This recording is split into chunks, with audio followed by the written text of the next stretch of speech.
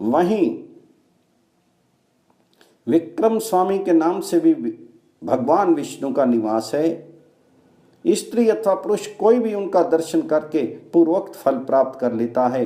वहां इंद्र आदि देवता और समस्त कामनाएं पूर्ण करने वाली देवियां भी निवास करती हैं। उन सब की भक्ति पूर्वक पूजा और प्रणाम करके मनुष्य सब पापों से मुक्त होकर स्वर्गलोक में जाता है।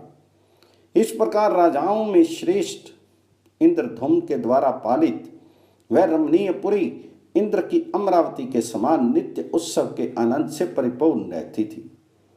वहां दिन रात इतिहास, पुराण, नाना प्रकार के शास्त्र तथा काव्य चर्चा सुनी जाती थी। इस तरह में जैनीपुरी सब गुणों से संपन्न बताई गई है, जिसमें पूर्व काल में परम बुद्धिमान राजा इंद्रधुम्न हुए थे। उस नगरी में अपने उत्तम राज्य का उपभोग करते हुए राजा इंद्रधुम्न ओरस पुत्रों की भांति प्रजा का पालन करते थे। वे सत्यवादी, परम बुद्धिमान, शूरवीर, समस्त गुणों के आकर, मतिमान, धर्मात्मा तथा संपूर्ण शस्त्रधारियों में श्रेष्ठ थे। उनमें सत्यशील और इंद्रिय संयम के गुण थे। दान, यज्ञ और तपस्या में उनकी समानता करने वाला दूसरा कोई नहीं था। वे अपने प्रत्येक यज्ञ में श्रेष्ठ ब्राह्मणों को सोना, मणि, मोती, हाथी और घोड़े दान किया करते थे। उनके पास अच्छे अच्छे हाथी, घोड़े, रथ, कंबल, मृगचर्म, वस्त्र, रत्न और धन धान्य का कभी अंत नहीं होता था।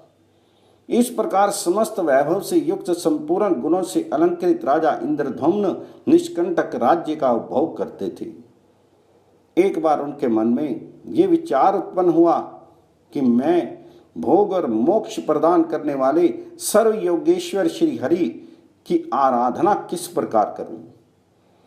उन्होंने समस्त शास्त्र, तंत्र, आगम, इतिहास, पुराण, वेदांग, धर्मशास्त्र, ऋषियों के बताए हुए नियम तथा संपूर्ण विद्या स्थानों का विचार किया।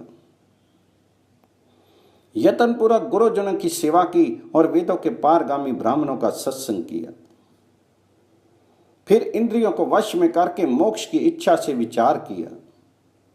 मैं देवादिदेव सनातन पुरुष, पीतांबरधारी, चतुर्भुज, शंख, चक्र, गदाधार,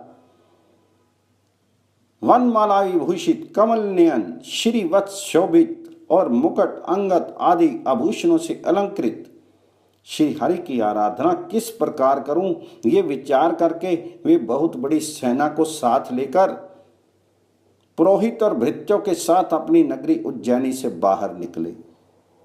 उनके पीछे रथ आरूढ़ सैनिक हथियार हाथ में लिए प्रस्थित थे।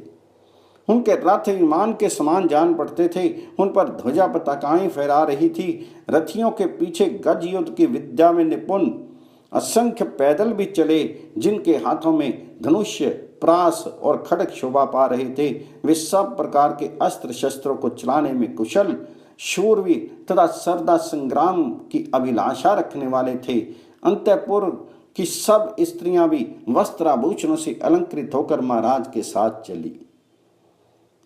उनके नेत्र पद्म पत्र के समान विशाल थे और शस्त्रधारी सैनिक उन्हें घेर कर चलते थे। ब्राह्मण, क्षत्रिय और वैश्यों ने भी राजा का अनुसरण किया। अनेक नगरों के निवासी व्यापारी भी धन, रत्न, स्वर्ण, स्त्री तथा अन्य उपकरणों के साथ प्रस्थित हुए। अस्त्र शस्त्र, तांबूल,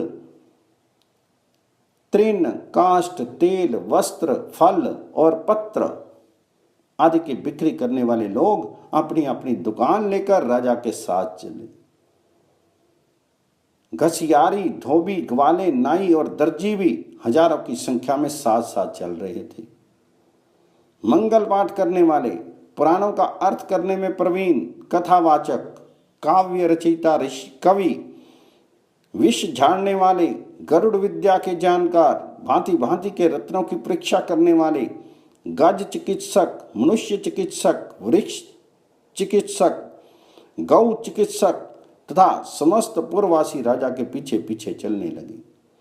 जैसे दूसरे गांव को जाते हुए पिता के पीछे पुत्र भी उत्सुक होकर जाने लगते हैं, उसी प्रकार समस्त पूर्ववासियों ने भी राजा इंद्रधुम्न का अनुसरण किया।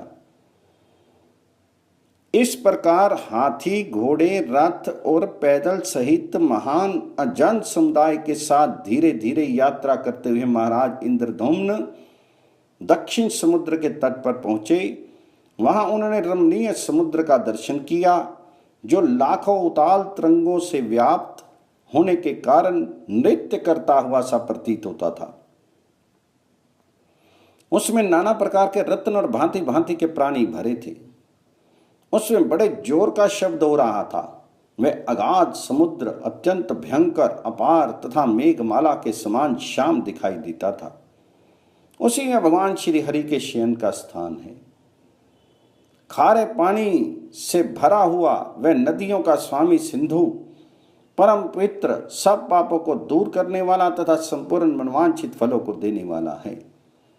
ऐसे समुद्र को देखकर राजाओं में श्रेष्ठ इंद्रद्युम्न को बड़ा विस्मय हुआ।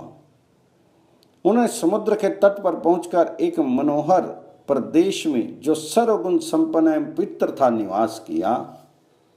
मुनियों ने पूछा, ब्राह्मण, भगवान विष्णु के उस परम पवित्र पुरुषोत्तम क्षेत्र में क्या पहले भगवान जी की कोई प्रतिमा नहीं थी, जो राजा ने सेना और सवारियों के साथ वहां जाकर श्री कृष्ण, बलराम और सुभद्रा जी की स्थापना की?